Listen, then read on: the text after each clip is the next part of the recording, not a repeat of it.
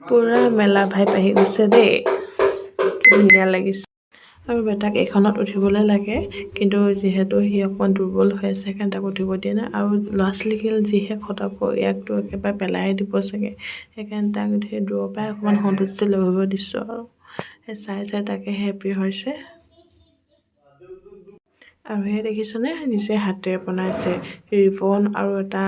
কি সূতা এটা পায় নহয় মই পাহৰিছোঁ নামটো সেইটোৱে ঘৰতে নিজে বনাইছে ছোৱালীজনীয়ে আৰু মোক কেনেকৈ কাৰ্ড এখন দিলে যদি দৰকাৰ হয় ল'বৰ কাৰণে